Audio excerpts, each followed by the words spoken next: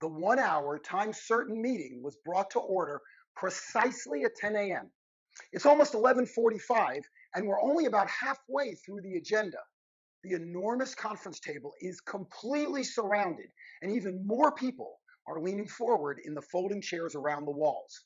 An engineer from the DOT is making his presentation on the department's strategy to reconfigure a high traffic roadway.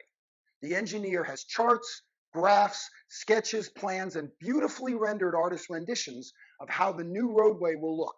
It's clear, well, it's clear to me, anyways, that the professionals have spent a lot of time working on their recommendation. But then the questions begin. A man at the far end of the table stands up, clears his throat, and addresses the engineer. Did you consider reducing the 6 lanes to 4? He asks. The engineer pulls out charts and graphs he'd already reviewed to show the traffic patterns on the street and his analysis of the amount of space needed to move all those cars. Of course we did, he replied calmly. There's way too much traffic to lessen the number of lanes, as you can clearly see in these overviews. A woman raises her hand. Did you think about adding a sidewalk? Lots of people would like to walk or ride their bikes there. Did you even think about that? Again, the engineer answers calmly, pulling out boards he'd already shown. Yes, we looked at moving those pedestrian corridors to both sides of the road, as well as in the median. We believe the safest, most efficient routes are exactly where we're showing them on the recommended plan. Someone else pipes up. Did you think about this? By this point, I expected to see the DOT representative's head explode. Did you think about this? Did you think about that? Did you think about anything else? Did you think about everything else? Did you, huh? Did you, huh? Did you? I figured he'd throw his documents down and scream, Of course I thought about that. I thought about all of that. I'm a freaking transportation engineer, for goodness sakes. Transportation science is what I studied in school.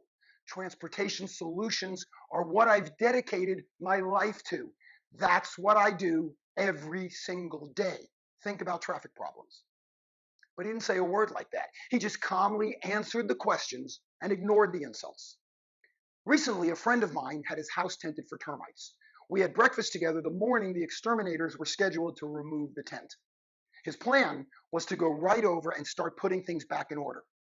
Why don't you wait a bit and let the house air out? Someone asked him. I think it's fine, he answered. But how do you know it's fine? What's the hurry?